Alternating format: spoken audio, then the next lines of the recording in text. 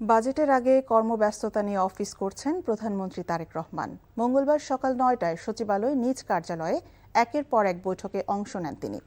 জ্বালানি তেলের দাম বাড়ানোর পর জ্বালানি মন্ত্রী, প্রতিমন্ত্রী ও সচিবদের সঙ্গে বৈঠক করেন প্রধানমন্ত্রী তারেক রহমান। মঙ্গলবার দিনের প্রথম বৈঠকে করেছেন জ্বালানি সংক্রান্ত নানা বিষয় নিয়ে। তেলের ওপর চাপ কমাতে বৈদ্যুতিক গাড়ির উৎপাদনের দিকে গুরুত্ব দেওয়ার তাগিদ দেন প্রধানমন্ত্রী। এ বিষয়ে সরকার প্রধান সভা করেছেন অর্থমন্ত্রী, অর্থ উপদেষ্টা, এনবিআর চেয়ারম্যান, বাংলাদেশ ব্যাংকের গভর্নর এবং অর্থ সচিবের সঙ্গে। এছাড়া আগামী বাজেটে শিক্ষা খাতকে গুরুত্ব দেওয়ার সিদ্ধান্ত নিয়েছে সরকার। ২০২৭ সালের এসএসসি পরীক্ষার সূচি আবারও পরিবর্তন হতে পারে বলে জানিয়েছেন শিক্ষামন্ত্রী আ.ন.ম এহসানুল হক মিলন। সচিবালয়ে প্রধানমন্ত্রীর সাথে সাক্ষাৎ শেষে এসব কথা জানান শিক্ষামন্ত্রী।